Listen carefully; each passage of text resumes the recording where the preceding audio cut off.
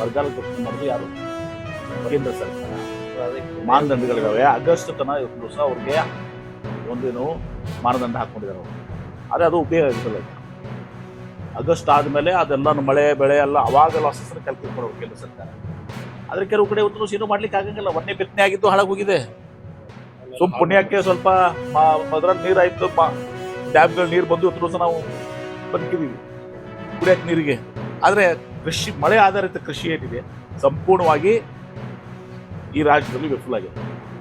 ಮಳೆ ಆಧಾರಿತ ಕೃಷಿ ಒಂದನೇ ಸಲ ಅವ್ರು ಬಿತ್ತನೆ ಮಾಡಿದಂಥ ಬೀಜ ಗೊಬ್ಬರ ದುಡ್ಡನ್ನು ಹೊಂದಲ್ಲ.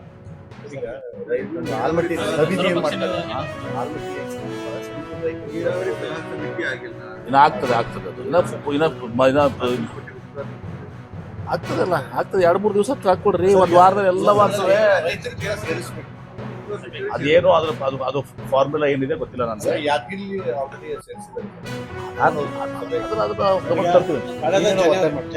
ನಿಶ್ಚಿತವಾಗಿ ಒತ್ತಾಯ ಮಾಡೋಣ. ಬರಗಾಲ ಘೋಷಣೆ ಮಾಡೋದು ಯಾರು? ಕೇಂದ್ರ ಸರ್ಕಾರ. ಮಾನದಂಡಗಳಿದಾವೆ. ಆಗಸ್ಟ್ ತನಕ ಇವತ್ತು ದಿವಸ ಅವ್ರಿಗೆ ಒಂದೇನು ಮಾನದಂಡ ಹಾಕೊಂಡಿದ್ದಾರೆ ಅವರು. ಆದರೆ ಅದು ಉಪಯೋಗ ಆಗುತ್ತಲ್ಲ. ಆಗಸ್ಟ್ ಆದಮೇಲೆ ಅದೆಲ್ಲ ಮಳೆ ಬೆಳೆ ಎಲ್ಲ ಅವಾಗ ಲಾಸಸ್ ಕ್ಯಾಲ್ಕುಲೇಟ್ ಮಾಡೋರು ಕೇಂದ್ರ ಸರ್ಕಾರ. ಆದರೆ ಕೆಲವು ಕಡೆ ಇವತ್ತು ಏನೂ ಮಾಡ್ಲಿಕ್ಕೆ ಆಗಂಗಿಲ್ಲ. ಒಂದೇ ಬಿತ್ತನೆ ಆಗಿದ್ದು ಹಾಳಾಗೋಗಿದೆ. ಪುಣ್ಯಕ್ಕೆ ಸ್ವಲ್ಪ ಅದ್ರಲ್ಲಿ ನೀರಾಯಿತು, ಡ್ಯಾಮ್ಗಳ ನೀರು ಬಂದು ಇವತ್ತು ದಿವಸ ನಾವು ಬದುಕಿದ್ದೀವಿ ಕುಡಿಯೋಕ್ಕೆ ನೀರಿಗೆ. ಆದರೆ ಕೃಷಿ, ಮಳೆ ಆಧಾರಿತ ಕೃಷಿ ಏನಿದೆ ಸಂಪೂರ್ಣವಾಗಿ ಈ ರಾಜ್ಯದಲ್ಲಿ ವಿಫಲ ಆಗಿದೆ. ಮಳೆ ಆಧಾರಿತ ಕೃಷಿ ಒಂದನೇ ಸಲ ಅವ್ರು ಬಿತ್ತನೆ ಮಾಡಿದಂಥ ಬೀಜ ಗೊಬ್ಬರ ದುಡ್ಡನ್ನು ಹೊಂದಲ್ಲ.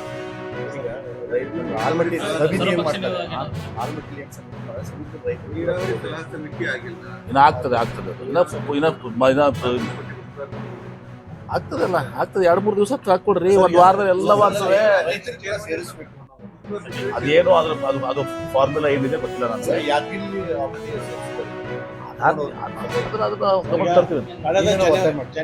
ನಿಶ್ಚಿತವಾಗಿ ಒತ್ತಾಯ ಮಾಡೋಣ. ಬರಗಾಲ ಘೋಷಣೆ ಮಾಡೋದು ಯಾರು? ಕೇಂದ್ರ ಸರ್ಕಾರ.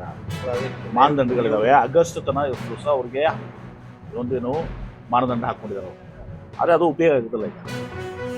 ಆಗಸ್ಟ್ ಆದಮೇಲೆ ಅದೆಲ್ಲ ಮಳೆ ಬೆಳೆ ಎಲ್ಲ ಅವಾಗ ಲಾಸಸ್ ಕ್ಯಾಲ್ಕುಲೇಟ್ ಮಾಡೋರು ಕೇಂದ್ರ ಸರ್ಕಾರ. ಆದರೆ ಕೆಲವು ಕಡೆ ಇವತ್ತು ದಿವಸ ಏನೂ ಮಾಡ್ಲಿಕ್ಕೆ ಆಗಂಗಿಲ್ಲ. ಒಂದೇ ಬಿತ್ತನೆ ಆಗಿದ್ದು ಹಾಳಾಗೋಗಿದೆ. ಪುಣ್ಯಕ್ಕೆ ಸ್ವಲ್ಪ ಅದ್ರಲ್ಲಿ ನೀರಾಯಿತು, ಡ್ಯಾಮ್ಗಳ ನೀರು ಬಂದು ಇವತ್ತು ದಿವಸ ನಾವು ಬದುಕಿದ್ದೀವಿ ಕುಡಿಯೋಕ್ಕೆ ನೀರಿಗೆ.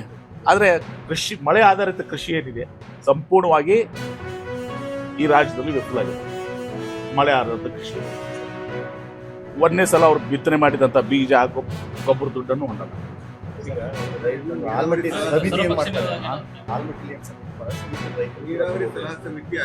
ಇನ್ನು ಆಗ್ತದೆ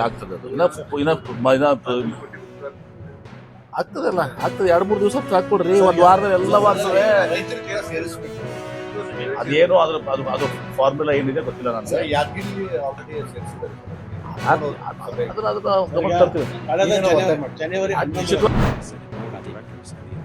Ne exprimăm bine parteneriatul strategic România-India.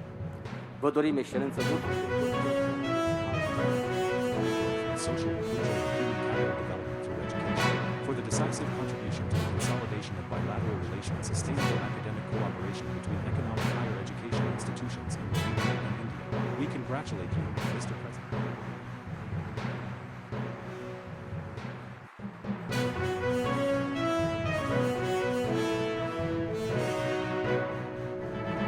Share so intimate a conversation between their greatest minds. This shared civilizational instinct is what the ancient Indian phrase Vasudhaiva Kutumbakam, the world is one family, seeks to express, and it is the principle that guides India's engagement with the world today. Cooperation is place of competition, dialogue in place of discord, and a shared responsibility for our common future.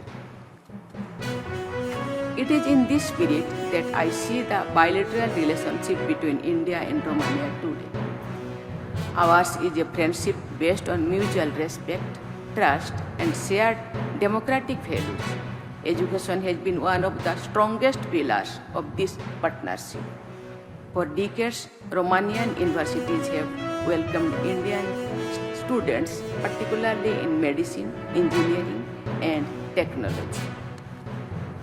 I would encourage this university and other Romanian educational institutions to deepen cooperation through joint research and faculty and student exchanges. I hope that my visit will lead to new academic partnerships and encourage more students and researchers from Romania to engage with India.